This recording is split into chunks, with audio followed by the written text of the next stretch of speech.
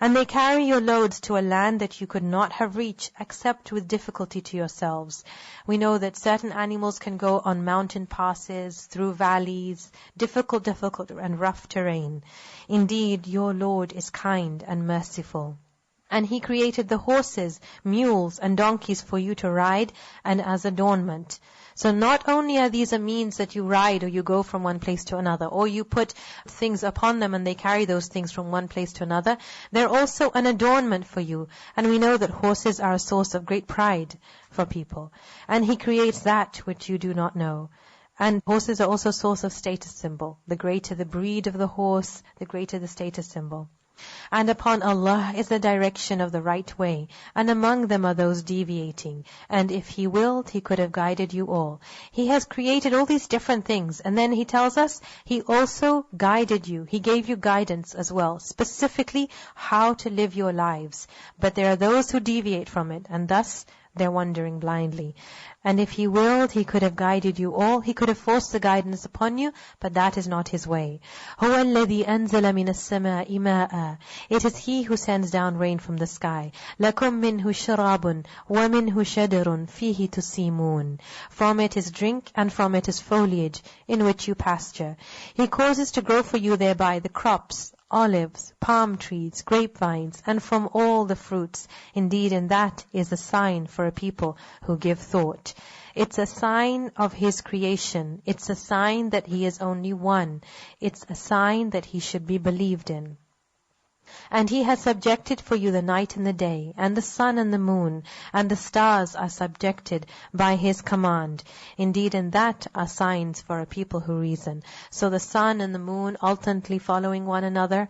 And then Allah says the stars are subjected by His command. We know that there are stars, meteorites, that are flying around the earth, and yet Allah stops them from falling upon the earth and causing destruction. So there are signs for people who reason. Use your intellect. Allah is telling us, إِنَّ فِي ذَلِكَ لَآيَاتٍ لِقَوْمٍ يَعْقِلُونَ. If you use your aql, your intellect, your reason, which is what Quran tells us to use, then you will come to the correct conclusion when you see all these signs. If you don't use your intellect correctly, you will come to the conclusion that everything happened by itself, or you will come to the conclusion that these things fell into place. But you need to use your intellect, Allah is telling us, to come to the right conclusion that there's only one ilah, only one God. Because sometimes you will find people will say, Allah tells you Muslims in the Quran that you have to use your intellect, use your reason. So why aren't you using your intellect? Why are you guys just following this blindly when you're told in the book itself that you have to use your reason, use your intellect? Well, the truth is, intellect is subject to revelation. Intellect is not greater than the revelation of Allah. So Allah's words come first, and intellect can never be as great as that. But when we use the intellect to accept the words of Allah and to come to the right conclusion, then we're using it for what it was created for. And if we come to a conclusion that makes us arrogant and not believe in Allah and all He has created, then that same intellect is being used for the wrong reasons. And He has subjected whatever He multiplied for you on the earth of varying colors. Indeed, and that is a sign for a people who remember.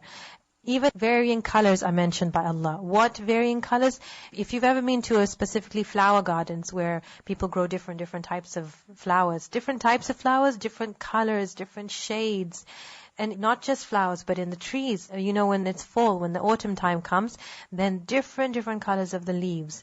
What about the different fish that Allah has created? How astounded children are when they see an orange one, and a red one, and a blue one, a green one, and the different birds that have different colors. All of these are varying colors. Allah has created for us as a sign of His greatness that He can do this. Indeed, and that is a sign for a people who remember. And it is He who subjected the sea for you to eat from it tender meat, and to extract from it ornaments which you wear. And you see the ships plowing through it, and He subjected it. It's an amazing thing that the sea gives you ornaments. What specific ornaments come from the sea? Coral, pearls. And Allah says from it you extract ornaments. So these things are there for us to make the ornaments to wear. These are blessings of Allah. And you see the ships plowing through the sea. This is an amazing sign of Allah, that you can throw something into the water and it sinks, but a huge ship can sail on the water and glide through it smoothly. Why? By the permission of Allah. Allah says, and He subjected it that you may seek of His bounty. What does that mean? You can take those ships on the sea, seek of His bounty, go to different lands, trade, explore, learn, do what you will with that, but don't forget that there is one Creator who gave you the ability to do this. And perhaps you will be grateful, meaning grateful to Allah for giving you all of this.